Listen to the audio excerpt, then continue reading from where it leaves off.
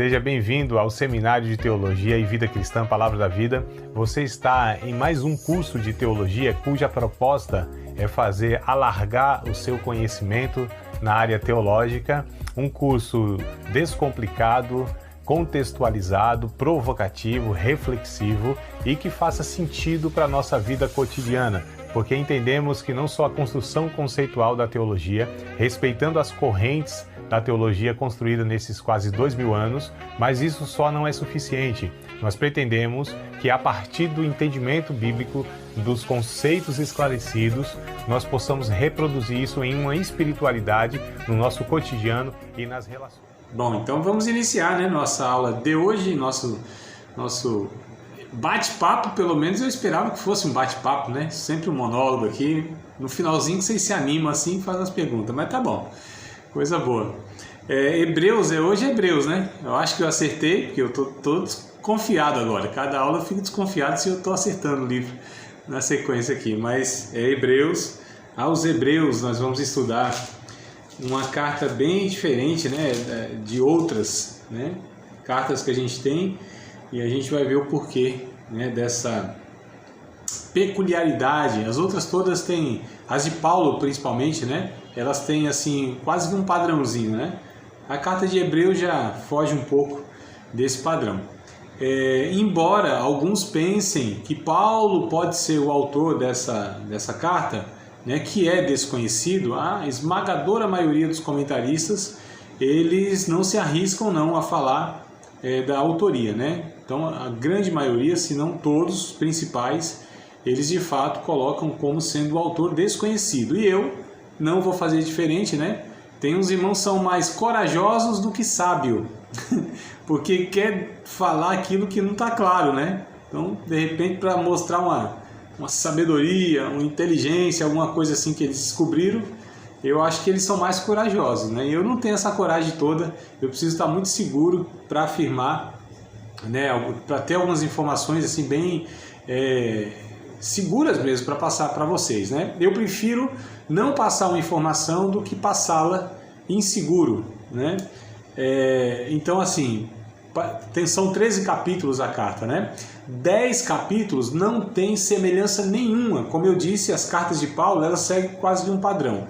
Então os 10 capítulos de Hebreus não tem semelhança nenhuma com as cartas de Paulo. É só os últimos 3 capítulos lá que a gente vê, o 10, aliás, o 11, o 12 e o 13, que a gente vê lá uma semelhança em algum aspecto, com os escritos de Paulo, mas assim, isso não é suficiente para que a gente possa falar, não, Paulo foi o autor dessa epístola, Então a gente tem séculos aí de estudo e investigação, e eles não afirmam isso, como eu disse, é um gatinho pingado no meio de todos os estudiosos, comentaristas que vão falar isso, E nenhum deles é considerado como um dos principais, ou está no meio aí dos principais comentaristas e tal, enfim. Então essa carta fica para nós como sendo o autor desconhecido, tá bom? Então já vamos iniciar por aí, o autor desconhecido, O que ele escreveu aqui, esse autor desconhecido? Ele escreveu uma comparação das revelações, do Antigo Testamento e do Novo Testamento, tá? Então a gente vai perceber aqui, nos comentários. Como é uma carta um pouco longa, 13 capítulos, eu não vou ter condição de pegar vários trechos e tal para a gente estar fazendo aquelas divisões. Então eu fiz uma proposta aqui, um pouco diferente das outras, tá?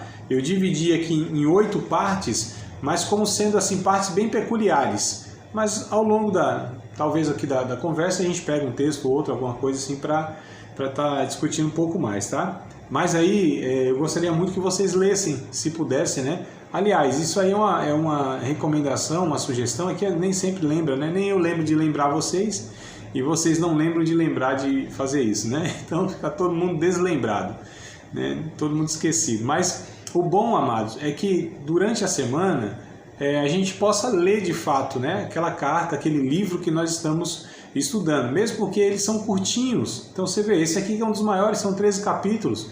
Isso aqui a gente lê em 15 minutos, sei lá, 20 no máximo, Então a gente tem 7 dias para ler. E quando chega as outras, por exemplo, a outra aqui, a seguinte, acho que é Tiago, 5 capítulozinhos, né? E aqui são todas pequenininhas. As cartas são pequenas, né? Os livros do Novo Testamento, no geral, eles são bem pequenos, que pode ser lido tranquilamente no espaço de 7 dias, assim, bem leve mesmo, coisa de 5 minutos aqui, 10 minutos ali, consegue fazer. Então, fica aí mais uma vez a lembrança de que vocês possam estar lendo, nós possamos ler, tá certo? Se não leram, então, mesmo que a aula tenha passado, né? Depois da aula vocês se esforcem aí para reservar uns 15, 20 minutos na semana para ler, tá bom? Mas vamos lá. Onde foi escrito, né? Onde estavam esses hebreus, tá? Eles eram cristãos, na verdade. Quem eram os hebreus, né? Aos hebreus. A carta foi direcionada aos hebreus. Quem eram esses hebreus? Quem foram, né? Foram cristãos, hebreus de todas as partes. Ou seja, judeus. Quando a gente fala hebreu, a gente está se referindo aos judeus, que também era um outro termo que se usava para se identificar o povo de Deus, né? Lembrando que a nação de Israel, ela começa lá em Gênesis capítulo 12, com a promessa feita a Abraão. Então Abraão é o pai da nação, né? Abraão é o primeiro a ser chamado de uma terra idólatra.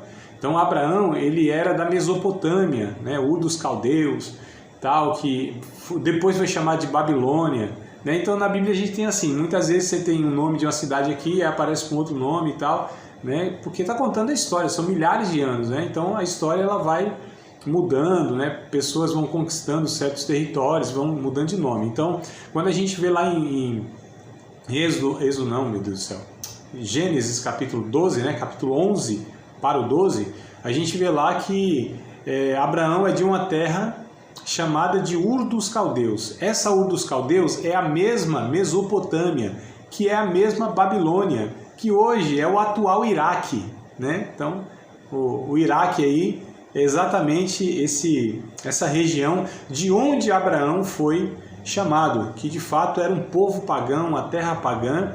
É só a gente lembrar, como eu disse, lá de Gênesis, no finalzinho do capítulo 11, né, Deus dizendo para Abraão, sai da tua terra, da tua parentela, da casa do teu pai, para um lugar que eu te mostrarei. Que a gente sabe depois que o lugar, né, que se tornou, que era Canaã e se tornou aí Jerusalém hoje, né? Hoje ainda continua sendo Jerusalém, ou seja, Israel e tudo mais. Enfim, o que eu quero dizer é que teve um princípio, e esse princípio foi em Abraão. E Abraão foi chamado de o hebreu, porque a palavra lá no grego, oh meu Deus, hoje eu estou atrapalhadão, hein? Grego é Novo Testamento. Lá no hebraico, né? Lá no Antigo Testamento, a palavra, né, para hebreu é abduru, tá? Essa não sei se a pronúncia das melhores, mas é mais ou menos isso. Abduru, traduzido por hebreu, que quer dizer o andante, o peregrino, né, que de fato Abraão era. Então, esse nômade, que na verdade muitos povos eles viviam assim, Israel viveu por séculos como andarilhos, né, como nômades, tá? De cabana em cabana, né? Até a Bíblia vai dizer, né, com Abraão, Isaac e Jacó em cabanas. Hebreus capítulo 11 vai dizer isso, né? Que eles andaram de cabana em cabana. Enfim, então quem eram os hebreus? Eram judeus que aceitaram o evangelho, o anúncio do evangelho. E eles estavam aqui possivelmente na cidade de Roma, tá? Estavam dispersos, estavam então fora, por assim dizer, de Jerusalém, né? Então, quando foi escrito essa carta aqui? Foi um pouquinho antes do ano 70 antes de Cristo, tá?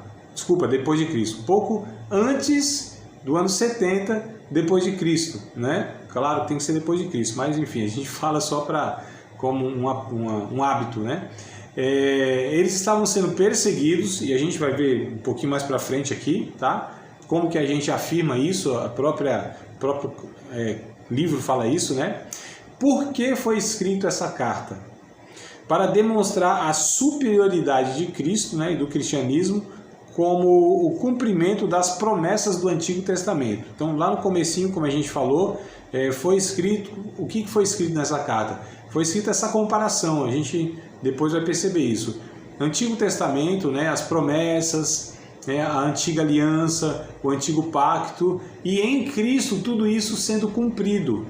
Então, assim, Hebreus, amados, é excelente, é uma carta bem única mesmo no Novo Testamento, porque ela vai trazer informações para nós, mostrando que Jesus, ele é superior à antiga aliança, é superior a Moisés, é superior àqueles sacrifícios, enfim, né? É justamente essa comparação, porque os judeus, eles tinham muito forte todas essas questões que formaram eles, né? Então a lei, o mandamento, Moisés como sendo o grande profeta de Deus do Antigo Testamento, que entregou a lei para eles, né? As cerimônias, né? Os dias festivos, né? Tudo isso era estrutura cultural, religiosa, né? E por assim dizer, espiritual desse povo. Então é por isso que o autor aos Hebreus, como está direcionando esse escrito a esse povo, né? Que não é porque aceitou a Cristo, aceitou o Evangelho, que foi tudo desconstruído, né? Que eles perderam a cultura. Não, eles tinham toda a cultura ainda. Então, e nesse momento de conflito, de grande perseguição, onde inclusive a gente vê em outras cartas, né? E cartas de Paulo, a gente vê que em Gálatas, por exemplo, né? Ele incentivando alguns irmãos judeus que eles não deixassem o Evangelho, a graça, para voltar à lei, voltar àquela questão judaica, né? Então, só para a gente entender, em grandes conflitos, como hoje acontece, né? Às vezes a pessoa passa uma grande crise na sua vida e quer abandonar o Evangelho, quer voltar a uma nova vida e tal. A gente viu isso em Pedro, né? Desanimou porque Jesus morreu lá e ele disse, acabou tudo, agora eu vou pescar de novo. Então, essa tendência que muitas vezes em crises, alguns têm de falar, vou abandonar tudo e vou voltar à minha velha religião, à minha velha prática, enfim, à minha velha vida, né? Como se isso fosse resolver alguma coisa, né, irmãos? A gente é bem engraçado nesse sentido, né? Eu vou deixar o Evangelho porque eu estou passando luta na vida. Vai melhorar, será? A solução é abandonar Deus, né? A solução é renunciar à fé cristã. Então é um negócio doido, né, que a gente muitas vezes pensa, né, enfim. Mas a questão é essa, esse povo estava passando essa grande crise de perseguição e aí, para não ter esse risco, eles falam, não, vamos abandonar isso. Aí o autor dos Hebreus vai mostrando, ó, Jesus é superior a tudo isso, inclusive a crise, a perseguição e tudo mais, né. Então esse é o cenáriozão que a gente tem por trás dessa carta aqui, tá? Jesus é superior a tudo e a todos. Esse é o tema central que eu coloquei aqui. E assim, amados, são curiosidades que eu anotei aqui, tá? Vocês não vão encontrar em outro lugar, não. Só aqui. Tem coisas que só aqui você encontra. Tem um comercialzinho, né? É porque, amados, o que acontece? As aulas que eu elaboro todas as aulas, né? É fruto de pesquisa, de reflexão, de coisas que eu ouvi, que eu aprendi, que eu já ensinei, enfim. Então, de fato, a minha Bíblia, por exemplo, é única, ó. Ela tem coisas escritas aqui, ó, que você não vai ver em Bíblia nenhuma do mundo.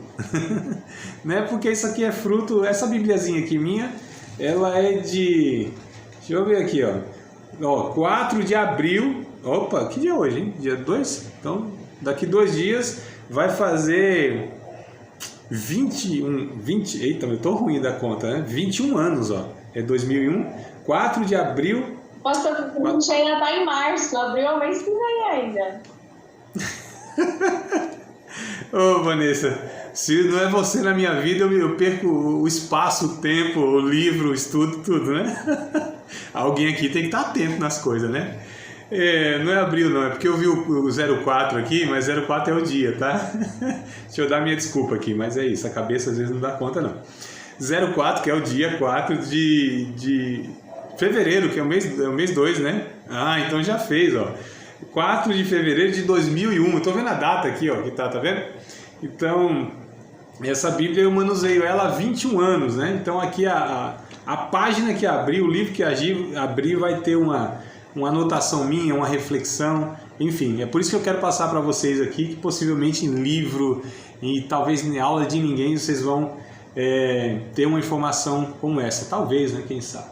Mas vamos lá, eu anotei aqui 5 pontos que eu achei interessante da superioridade de Jesus em relação aos anjos, tá? Por que eu anotei isso aqui? Porque principalmente no meio pentecostal, às vezes há uma supervalorização, né, dos anjos, que é uma realidade, né, que a gente vai ver na própria Bíblia, aqui no próprio livro, né, que os anjos eles são de fato agentes de Deus com a finalidade, né, específica de servir aqueles que vão herdar a salvação. A gente vai ler daqui a pouco isso aqui. Mas muitas vezes, por exemplo, você está num culto e se algum... principalmente nos cultos pentecostais, né? Nem estou falando que... não estou aqui dizendo que pior, um culto pentecostal é pior do que um não pentecostal, não tem nada a ver. Mas a gente percebe muitas vezes esse equívoco, né? Em relação às informações que são faladas em um púlpito, onde de repente está um pregador lá, ou alguém conduzindo o culto, e ele declara que tem um anjo ali no meio da igreja, né? Que ele viu, ou faz a declaração, e a gente percebe que o povo se anima por isso, né? Tá errado? Acho que tá. Porque, primeiro, o culto, ele precisa ser atribuído a Jesus, a figura de Jesus, precisa ser, sim, adorada. Então, às vezes a gente fala assim, bom, se o pregador fala assim, Jesus está aqui, não há muita reação, não há muita emoção, mas se falar que um anjo está ali, aí parece que o povo dá uma alegrada, assim. Então, para corrigir muitas vezes essa supervalorização angelical que a gente tem, né, eu coloquei aqui, ó, que Jesus é superior aos anjos em 5 pontos, tá? Primeiro ponto, que ele é superior, né? Os anjos, eles têm um nome. Os anjos são chamados de anjos, que não é nome, amados, mas é mensageiro. A palavra angelos, né, é mensageiro. Então os anjos, eles são nomeados como mensageiros. Então eles são chamados, nomeados como mensageiros, tá? Jesus é nomeado como o Filho. Então olha aqui, ó, no capítulo 1, a maioria aqui está no capítulo 1, se não todos os pontos estão no capítulo 1 aqui, tá? Então, por exemplo, Hebreus capítulo 1, verso 4 e verso 5, está escrito assim, ó: feito tanto mais excelente, a respeito de Jesus, né? Feito tanto mais excelente do que os anjos, quando herdou mais excelente nome do que eles. Porque a qual dos anjos disse jamais: tu és meu filho, hoje te gerei? E outra vez, eu lhe serei por pai e ele me será por filho? O autor dos Hebreus está mostrando aqui, ó, nunca Deus chamou o anjo de filho, como Jesus foi chamado. Ele, Jesus, é superior, é muito mais excelente do que os anjos. Então a gente percebe aqui, o primeiro ponto é isso, é no nome que Jesus recebe, né, que é superior aos anjos. Segundo ponto, aqui, ó, os anjos são criaturas, embora eles sejam seres gloriosos, poderosos, né? Quando a gente estuda Apocalipse, vamos estudar Apocalipse, né, Vanessa? Então, daqui a pouco a gente chega lá nos anjos, viu? Os anjos de Apocalipse, a gente vai ver coisas extraordinárias, esses seres assim, monstruosos no sentido da grandeza deles, né? Onde aparece lá em Apocalipse, anjos assim, do tamanho, onde um pé está no oceano, no mar, e outro pé está na terra, né? Onde, entre aspas, a cabeça do anjo está lá no céu, lá no fim da atmosfera aqui terrestre, só para a gente ver a grandeza, né, desses seres angelicais e tal. E aí, aqui coloca-se que eles são criaturas, tá? Jesus, no capítulo 1 ainda, ó, verso 10, vai mostrar que é criador. Então Jesus é criador, segundo ponto.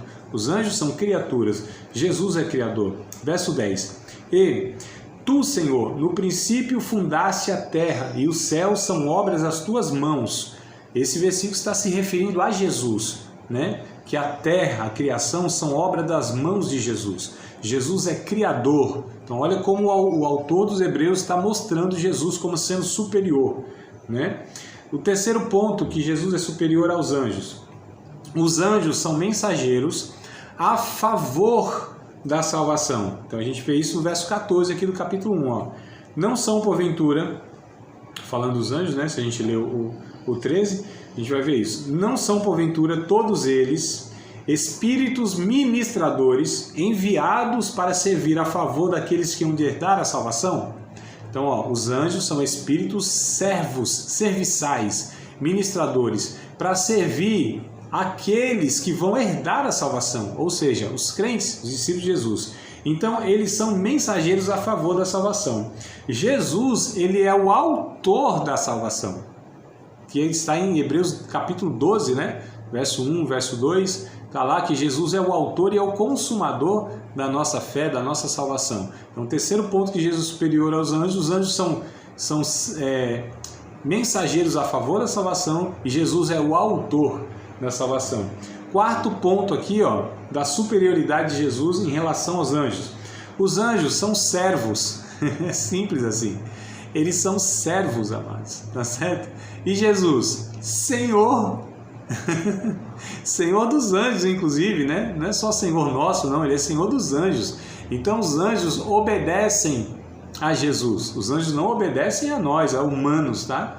Então essa conversa que muitas vezes vai orar e mandar o anjo fazer isso e aquilo, esquece. Essa conversa é furada, é fiada, né? Anjo não obedece ser humano nenhum, não, amados. Mas a Jesus eles são obedientes, são servos, né? Então os anjos são servos, Jesus é o Senhor. Quinto e último ponto da superioridade de Jesus em relação aos anjos. Os anjos são presentes, mas não onipresentes. Então os anjos, eles são seres que a Bíblia vai nos mostrar, né? E no estudo da doutrina dos anjos, que a gente chama de angelologia, a gente vai aprender isso, que eles não são sujeitos a tempo e espaço, né?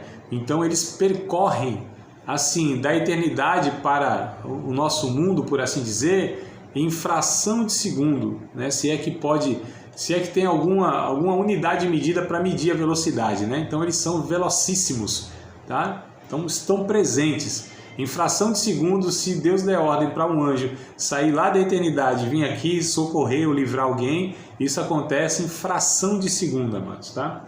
Agora, a respeito de Jesus, não. Jesus, ele é onipresente. Os anjos não estão em todos os lugares, mas Jesus está em todos os lugares, porque ele é o próprio Deus, né? Então a gente vê esses 5 pontos da superioridade de Jesus em relação aos anjos, tá? Vamos lá, que eu aqui escrevi algo, como eu falei para vocês, né, mostrando a situação desses irmãos hebreus, qual era a situação que eles estavam quando receberam essa carta aqui. Aí a gente precisa ir para o capítulo 10 de Hebreus, versículos de número 32 e o versículo de número 34, tá? 32, 33 e 34. Então, Hebreus capítulo 10, versos 32, 33 ao 34. Esta carta foi escrita para os cristãos judeus em Roma, né, que estavam desanimados por causa da perseguição e pensando em retornar para o judaísmo. Então, olha que coisa interessante. E aí a gente tira essa informação justamente desse versículo, que diz assim: Lembrai-vos, porém, dos dias passados, em que depois de serdes iluminados, suportastes grande combate de aflição. Em parte fostes feitos espetáculo, né, com vitupérios e tribulações, e em parte fostes participantes com os que assim foram tratados. Porque também vos compadecestes os que estavam nas prisões, e com gozo permitistes a expoliação dos vossos bens, sabendo que em vós mesmos tende nos céus uma possessão melhor e permanente. Então, olha aqui por esse texto, a gente percebe qual era o cenário que esses irmãos hebreus estavam vivendo, de grande perseguição, de luta, de aflição. E essa carta, ela é escrita nesse contexto de grande aflição mesmo, grande luta, né? Deixa eu fazer aqui mais um comentáriozinho a respeito do judaísmo, dessa carta. É interessante, amados, que o autor, ele mostra essa superioridade de alianças, como eu falei para vocês, né? Tem até um texto aqui, no capítulo 8, verso 13, por exemplo, que vai falar para nós que a antiga aliança, ela caducou, né? Deixa eu ver se eu consigo aqui uma versão, que a minha, não sei de vocês aí como tá. Capítulo 8, verso 13, né, de Hebreus, claro. Porque essa versão aqui não vai estar falando como eu estou declarando aqui, tá? Mas há em outras versões. Que é o seguinte, aqui na minha tá, dizendo o novo concerto, envelheceu o primeiro. Ora, o que foi tornado velho se envelhece, perto está de acabar.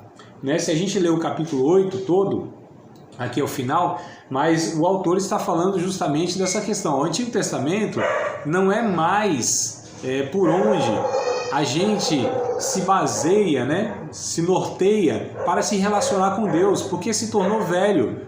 Não haveria necessidade de um novo concerto se o velho não tivesse se tornado velho. É uma questão de lógica, né, amados? Então, ou seja, o que o autor está ensinando para esses judeus cristãos é que não é mais para se nortear pela antiga aliança, para se relacionar com Deus? Porque há um concerto, há um novo concerto, há um novo pacto, por assim dizer, né? No sangue de Jesus. Há um novo testamento, como a gente chama, né? E ao invés, é que aqui tá envelheceu, mas tá em uma versão caducou. Tá de vocês aí, como que tá? Tá diferente? Tá igual? Se tiver igual, não precisa nem se manifestar, mas se tiver diferente, o 13, digam aí. Tá envelheceu. Envelheceu também, então tá igual, né? Aqui, envelheceu. Tá igual, aqui deixa eu ver aqui, tá. Deixa eu pegar aqui outras versões para ver. Chamando nova essa aliança, ele tornou antiquada a primeira. Ó, e o que se torna antiquado e envelhecido está a ponto de desaparecer. Então, no caso aqui está antiquado, né? O Antigo Testamento se tornou antiquado. Deixa eu ver se tem uma outra versão aqui, ó. Se tornou velho mesmo, né? Tá em outra aqui, antiquado na outra. Vamos ver aqui, tornou obsoleta, né? A palavra obsoleta quer dizer ultrapassada mesmo, né? Tornou assim, ó, caiu em desuso a palavra obsoleta, né? Antiga, antiquada, envelhecida, antiquada também. Bom, a maioria então vai estar isso aqui, antiquada, envelhecida, obsoleta. É isso mesmo, né? É que eu queria achar uma versão, que eu não lembro exatamente qual é, mas ela diz que a lei caducou, se tornou caduco, né? Ou seja, envelheceu de fato. Só para a gente entender, amados, porque hoje muitas igrejas evangélicas no Brasil, elas querem, de alguma maneira, voltar às práticas judaicas. Eu não sei como é a realidade da igreja de vocês. Eu não sei se vocês, né, já tiveram contato com algumas igrejas. Quando a gente entra, a gente esteticamente vê um monte de elementos judaicos. Olha que coisa interessante. Você tem lá uma bandeira da estrela de Davi, você tem lá uma arca da aliança, você tem um menorá, né, candelabro. Estou falando dessas decorações e tal, né? Você tem os dias, tem culto, eu já vi culto do Hanukkah, né? Fala-se do menorá, então termos judaicos, né? Tem uma moda aí que os irmãos não falam mais paz do Senhor, graça e paz, não é shalom. Há algo de errado em si nisso? Não necessariamente, né? Eu digo no cumprimento, melhor dizendo, né? E tal. Como peça de decoração também não tem problema nenhum, são coisas até bonitinhas, eu acho, né? Remetem a essa cultura, mas quando a gente quer trazer elementos na liturgia, quando a gente quer colocar ungir objetos, por exemplo, isso é uma prática judaica, mas é a antiga aliança. O Novo Testamento não há esse ensino de ungir, pelo menos, né, pessoas, tá? Com óleo mesmo, pegar o óleozinho lá, não. O único ensino que tem no Novo Testamento em usar esse elemento do óleo é sobre um enfermo, é sobre uma pessoa doente, ponto final. Outras formas de unção, por assim dizer, isso é tudo prática do judaísmo da antiga aliança, que tinha lá a sua pedagogia, o seu sentido, mas o Novo Testamento já não mais dá essa continuidade. A gente chega num absurdo em um templo que se diz evangélico, né, ou cristão, por assim dizer, embora o líder lá já falou que não é evangélico, mas o povo acha que é, né? Construir assim um templo de Salomão, né? Ou seja, um templo judaico, né? Você sabe que eu estou falando do templo de Salomão lá da Celso Garcia, da Igreja Universal e tal. Embora o líder já declarou, eu não sou evangélico, nós não somos evangélicos, mas, né, a sociedade de alguma maneira enxerga esse movimento como uma igreja evangélica. De fato não é, né? Mas enfim, e o pastor, inclusive, a figura dele é um judeu. Então você vê lá o quipazinho na cabeça, né? Um barbão. Nada contra a barba, não, mas todo um caractere, né? É o talit, né? Que é toda a indumentária de um rabino, de um judeu, né, amados? E não tem sentido isso, né? O pastor brasileiro é pastor brasileiro. Nós não temos na nossa cultura brasileira essas indumentárias que são do judaísmo. Em nenhum lugar do mundo os cristãos, se for de repente lá um cristão judeu, não tem problema dele ter lá a sua roupa como sendo uma túnica.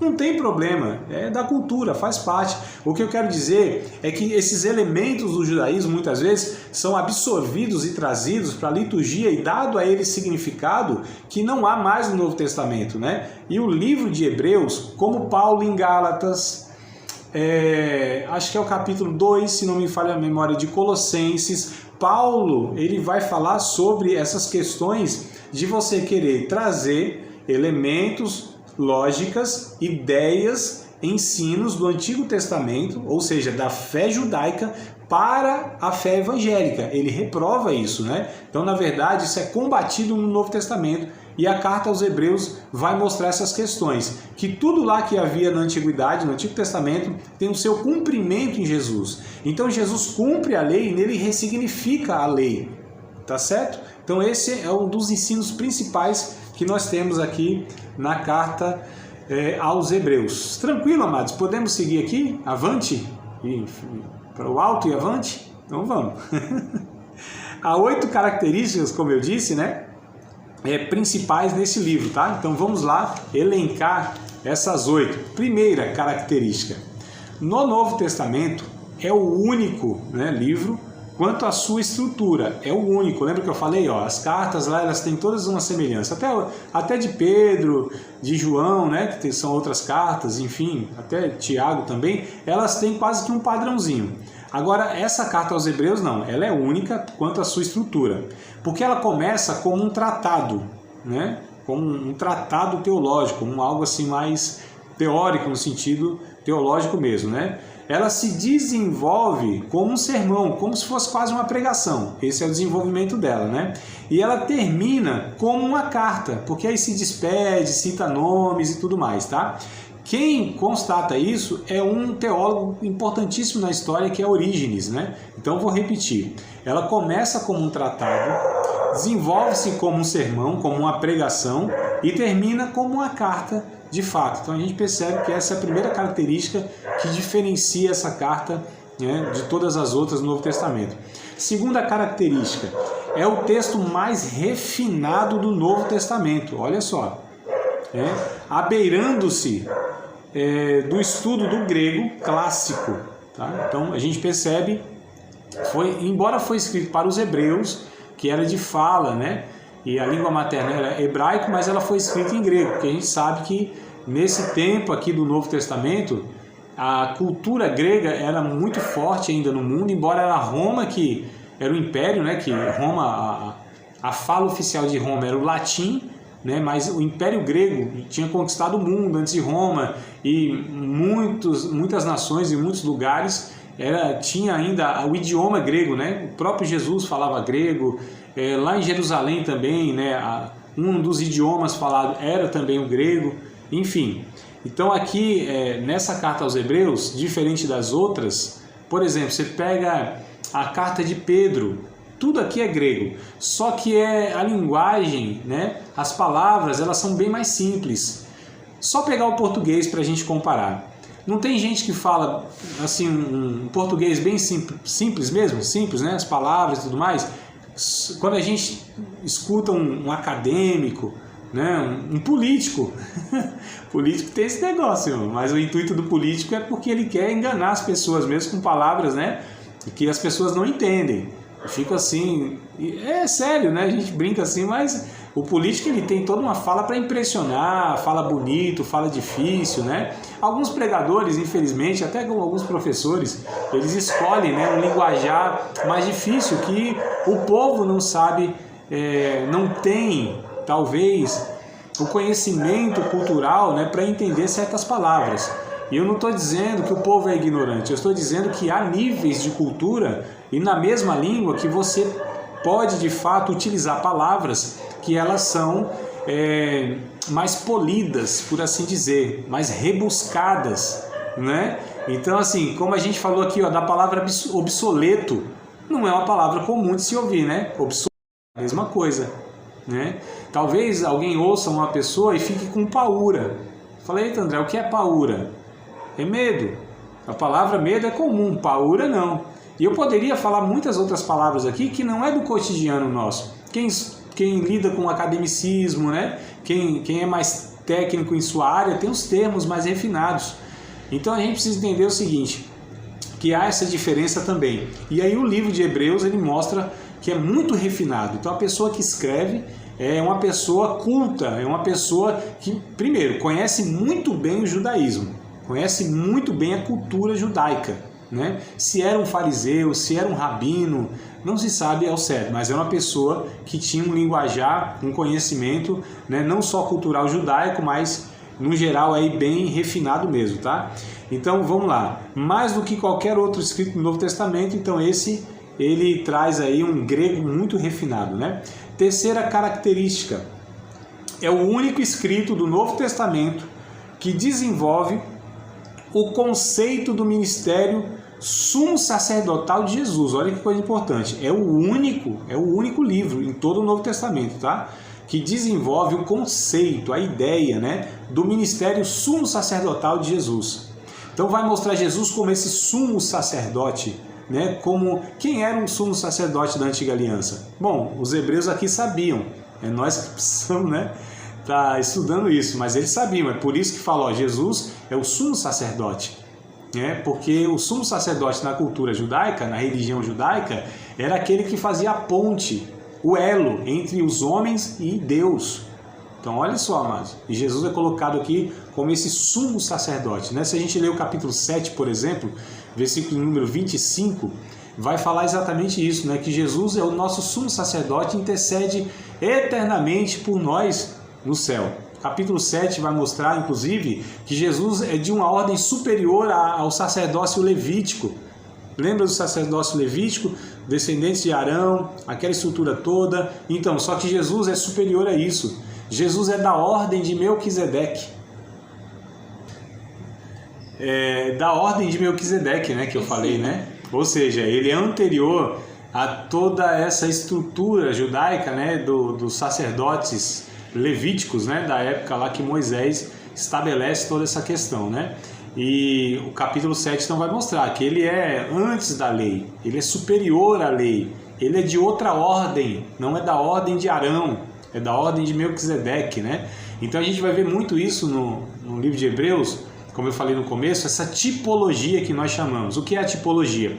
É o estudo dos tipos, né? Aquilo que no Antigo Testamento aparecia apontava para Jesus. Então o próprio sacerdócio levítico, os sacrifícios, né, que tinha, enfim, toda a proposta litúrgica de leis e tudo isso apontava para Jesus.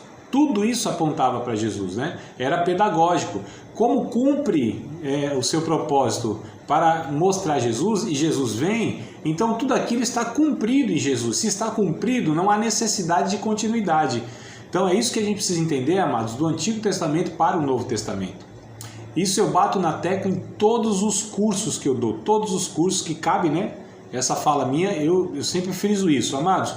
O Antigo Testamento é a palavra de Deus, Deus fala conosco através do Antigo Testamento, a Bíblia, ela toda é inspirada por Deus, só que a gente precisa ter muito cuidado em pregar o Antigo Testamento na sua aplicação, porque quando a gente aplica o Antigo Testamento, a gente precisa entender se aquela aplicação, aquele ensino lá atrás, cabe aos discípulos de Jesus hoje, se aquilo pode ser vivido como comportamento, né? E até mesmo como entendimento. Então, o Novo Testamento, para nós, esse novo conceito, é onde Deus, né, ele, por assim dizer, amadureceu a sua revelação que vinha ao longo dos séculos, que é todo o registro do Antigo Testamento. Mas, como eu disse, tudo isso apontando para Jesus. Então, a gente precisa saber, esse Antigo Testamento, ele de alguma maneira no Novo Testamento tem continuidade ou não? Né? Esse é o ponto que quando um pregador, quando alguma igreja, ela usa do Antigo Testamento no púlpito, tem que ter muito cuidado, senão, amados, a gente no mínimo vai estar propondo coisas esquisitas, para não falar heréticas, né, em alguns casos, mas enfim, bora lá, depois vocês leem inclusive todo o capítulo 7, aí vocês vão ver muito claro, essa questão da comparação, ó, Jesus é superior a Arão, né, a antiga aliança no sentido sacerdotal, ele é o sumo sacerdote, né? Quarta característica, a cristologia do livro é ricamente variada, né? Apresentando mais de 20 nomes e títulos de Jesus. Olha só que coisa interessante. Então, a cristologia, ou seja, a abordagem a respeito de Cristo, em Hebreus, é muito rica, porque vai falar de Jesus, vai pelo menos falar em 20 nomes, né? Ou seja, o sacerdote, como a gente já falou, né? Esse que é o sacrifício maior, né? Então vai atribuindo a Jesus nomes no sentido de atribuição mesmo, tá? Não é nome, né? Jesus da Silva Santos, não é isso não. É nome de atribuições, né? Porque ele fala 20 nomes, então, mas nesse sentido de atribuições, ofícios e tudo mais. Então ele, por exemplo, ele é rei, né? Ele é salvador, ele é sumo sacerdote, ele é o sacrifício, ele é rei, ele é criador. Então esses nomes que digam nesse sentido, vai atribuindo. Então a cristologia aqui nesse livro, ela é riquíssima nesse sentido, que vai falando coisas a respeito de Jesus que o resto do Antigo Testamento não fala, tá? Quinta característica aqui, ó. Sua palavra-chave do livro, né, é melhor. Melhor. Essa é a palavra-chave, é o que mais aparece. Aparece 13 vezes essa palavra, melhor. A nova aliança é melhor do que a antiga aliança, né? Jesus é melhor do que Moisés. Então, melhor é a palavra-chave, tá? Jesus é melhor do que os anjos, como a gente já falou no começo, né? E de todos os mediadores do Antigo Testamento. Então, ele é melhor. Ele provê melhor repouso. A gente lê isso no capítulo 3, capítulo 4, por exemplo, né? Porque o sábado era o dia que o povo repousava, descansava. Mas isso era um repouso momentâneo, né? Limitado. Mas Jesus é o descanso da nossa alma. Então é o melhor repouso, né? É um melhor conserto, como a gente já falou. É uma melhor esperança. É um melhor sacerdócio, é uma melhor expiação pelo sacrifício, são melhores promessas. Então a palavra melhor, ela é uma palavra-chave e que aparece muito aqui no livro aos Hebreus, tá? Sexta característica. Então o livro de Hebreus contém o principal capítulo do Novo Testamento a respeito da fé, tá? É um capítulo todinho que a gente chama da Galeria dos Heróis da Fé, né, muito famosa, que é o capítulo 11. Então o capítulo 11 de Hebreus, ele contém o principal registro. Esse capítulo 11 vai falar, amados, não sei se vocês já leram, né, e se lembram exatamente dos pormenores, mas vai falar desde Abel. Então, olha só, desde Abel, passando por todos esses heróis da fé, né, por todas essas figuras ao longo dos séculos, de todo o Antigo Testamento, inclusive dos crentes atuais lá da época. Vai falando, né? Então, esse registro a respeito da fé é o registro mais intenso que a gente tem em todo o Novo Testamento, tá? Então, é o principal capítulo do Novo Testamento a respeito da fé. O que é a fé de fato? Ora, a fé é o firme fundamento das coisas que se esperam, né? Pela fé entendemos que os mundos foram criados pela palavra de Deus, de maneira que aquilo que se vê não foi feito do que é aparente. Pela fé os antigos alcançaram o testemunho, né? Pela fé. Eu até anotei aqui um estudo que eu fiz, né? Quantas vezes aparece essa palavra pela fé. Eu nem sei onde está esse... Ah, tá aqui, ó. Tá vendo? Ó? Só nessa Bíblia vão achar isso, tá? A expressão nessa tradução aqui, né, que eu tenho, aparece 19 vezes, só nesse capítulo aqui, ó, 19 vezes a palavra pela fé. Só vocês lendo, quase todos os capítulos aparecem, né? Pela fé, entendemos que os mundos foram criados pela fé Abel, pela fé Enoque, pela fé Noé, pela fé Abraão, ó, pela fé sei lá quem, pela fé morreram, pela fé Isaac, pela fé Jacó e tal, e vai falando aqui, pela fé. Então a gente percebe aqui que é muito rico esse capítulo a respeito desse tema importantíssimo, né, que é o tema da fé no Novo Testamento. Sétima característica, mas eita, vou até tomar mais um golinho d'água aqui, que é para molhar as palavras. Então, sétima característica, está repleto esse livro, né? Está repleto de referências e alusões, né? Alusões de fato são referências, né? Ao Antigo Testamento, sobretudo no campo da tipologia, tá? Como a gente já tem falado aqui, né? Mas é uma das características aqui que eu queria que vocês anotassem, tá? Então está repleto, muito. Eu vou até dar um exemplo rapidinho aqui, ó, no capítulo 9, por exemplo. Olha que coisa interessante, só para a gente entender, tá? Capítulo 9. Ora, também o primeiro tinha ordenanças de culto divino e de um santuário terrestre. Está falando do primeiro concerto, né?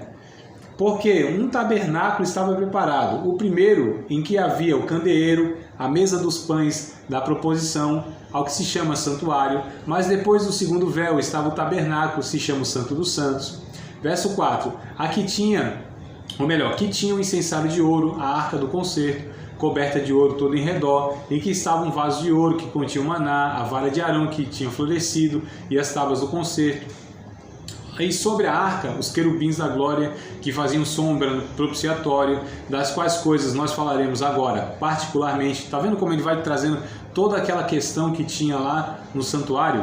Verso de número 6. Ora, estando essas coisas assim preparadas a todo tempo, entravam os sacerdotes no primeiro tabernáculo, cumprindo os serviços, mas no segundo só o sumo sacerdote, uma vez no ano, não sem sangue, que oferecia por si mesmo e pelas culpas do povo, dando nisso a entender o Espírito Santo que ainda o caminho do santuário não estava descoberto, enquanto se conservava em pé o primeiro tabernáculo, que é uma alegoria, olha como ele vai explicando, para o tempo presente. Tá vendo como ele fala? Ó, tudo no Antigo Testamento lá, todos os elementos, tudo isso era uma alegoria, né? Era uma parábola, por assim dizer, para esse tempo presente, e que se oferece dons e sacrifícios que, quanto à consciência, não pode aperfeiçoar os que fazem tal serviço. Enfim, ele vai falando de um monte de elementos, rituais, cerimônias que havia no Antigo Testamento, e ele vai explicando, né, que no tempo presente isso tudo não é mais aquilo que se deve fazer numa liturgia. Por quê? Porque tudo isso aqui já foi cumprido no seu propósito lá na Antiga Aliança. Mas enfim, amados, só para mostrar para vocês que assim, a tipologia aqui é enorme. Ela explica, ó, o Antigo Testamento era isso, o sumo sacerdote fazia isso, e no Novo Testamento é isso. Ó, lá tinha a Arca da Aliança, na Arca da Aliança lá tinha um potinho lá com maná, a vara de Arão e não sei o que. Olha, a estrutura lá tinha a pia de bronze, tinha isso aqui, ó, mas hoje o cumprimento é esse. Capítulo 10 lá, tudo aquilo lá é sombra das coisas futuras. O sumo sacerdote ia lá, oferecia todo ano os meus sacrifícios, não tirava pecado de ninguém, mas agora o sangue de Jesus Cristo, ou o sacrifício de Jesus, feito uma única vez, né, para todo sempre, tirou o pecado de todo mundo e tal. O sumo sacerdote, que era um cara que tinha que oferecer sacrifício por ele mesmo, mas agora não, nós temos um sacerdote que ele não precisa oferecer sacrifício por ele mesmo, porque ele é justo. Enfim, amados, é um ensinamento absurdo que a gente tem no livro de Hebreus, daquilo que era o Antigo Testamento e o que hoje isso significa para nós, tá? Então, só para a gente entender. Oitava e última característica desse livro aqui, ó. Adverte, mais do que qualquer outro escrito do Novo Testamento, né, contra os perigos da apostasia espiritual. Então, olha que coisa fundamental. A apostasia, vocês sabem que é o desvio da fé, né? Então, ele adverte. Quando a gente lê o capítulo 6, por exemplo, e até o capítulo 10, né? O capítulo 6 e o capítulo 10, principalmente, ele vai advertir mais do que qualquer outro livro da Bíblia, né? Do Novo Testamento, contra esse perigo, né? Cuidado para a apostasia, se desviar da fé, porque justamente estava falando, lembra dos irmãos? Passando crise, perseguição. Então vai falar, ó, é possível vocês se esfriarem a ponto de desviar, deixar o evangelho, cuidado, né? E tal, e tal, e tal. Então, amados, essas são as 8 características que eu anotei para vocês aqui, mas lógico, eu peço que vocês leiam, tá? Todo o livro aí, para, né? Só a leitura assim vocês já vão perceber que tem muita coisa a ser aprendida e observada, absorvida, melhor dizendo, observada e absorvida, né? Só na leitura lá, tá bom? Participar de mais uma aula de um dos nossos cursos do Seminário de Teologia, Vida Cristã, Palavra da Vida. Espero que tenha te abençoado, não só alargado o seu conhecimento teológico, mas que tenha também atingido o teu coração, para que você possa, a cada dia mais, reproduzir a vida de Deus nas suas relações cotidianas. Se você ainda não é aluno oficial de um dos nossos cursos, se inscreva aqui no contato que vai aparecer do WhatsApp. Também nos siga nas redes sociais, se inscreva no nosso canal, compartilhe à vontade e